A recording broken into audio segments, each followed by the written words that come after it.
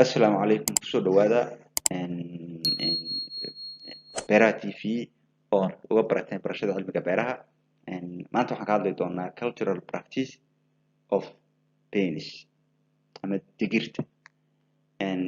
digirta waxa waaye waxay u baahan tahay in loo sameeyo balaafin ama carrada loo jilciyo inta badan iyadu uma baahna biyo badan uma baahna hal mar haddii la waraabiyo ama waraabkanagan flood irrigationka la siiyo waxa waaye intaasay kafaa ku tahay cudurradooduna ma badna waxaa ku dhaca bahalkan la yidhaha leaf minerkaasna haddii laga buufiyo waxay noqonaysaa waa nabadeedii galaysaa marka waa dalagyada ugu fudud ee la beerto laakiin marka la guranayo ayay adag tahay inta badan laakiin ayada beerashadeedu waa dalagyada ugu fudud uguna cudurrada yar mideeda kale waa dalag asaga aan u baahnayn in nafaqa la siiyo because nafaqadiisa isagaa samaysto sidaan wada ogsoonahay waxaa ku nool bacteria salkeeda waxaa ku nool bacteria samaysa ama trapping ku samaysa nitrogenkuna waa geedka waxa ugu badan ugu baahan yahay marka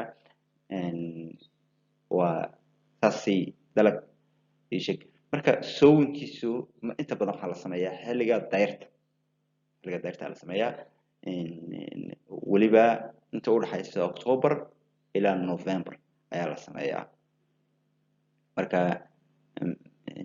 spacingkiisa waxaa loogu talagalay in la soo jirsiiyo 30 ilaa ama 30 lagu dhiftay 10 centimeter ayaa la soo jirsiiyaa spacingkeeda marka useskeeda maxaa loo isticmaalaa marka useskeeda marka waxaa peaniska waxawaaye source of vitamins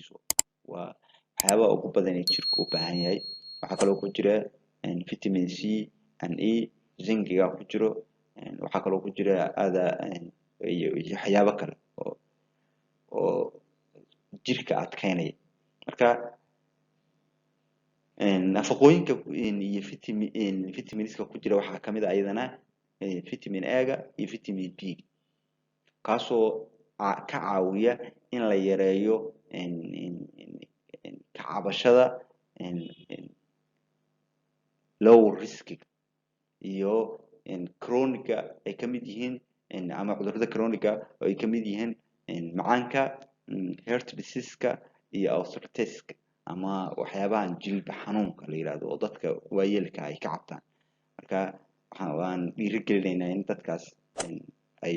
isticmaali doonaan digirta maadaama ay waddanka nagana ka baxdo ayna ku badan tahay sabab marka aysan jirinin loo waayo ama loo cuni waayo haatan ayadoo diyaarsan oo waxyaabo kale lagu daray marka waa dalag aad u muhiima marka intaasaan kusoo gabagabeynaynaa cashirka qaybtiisa labaad asalaamu calaykum waraxmatullaahi wabarakaatu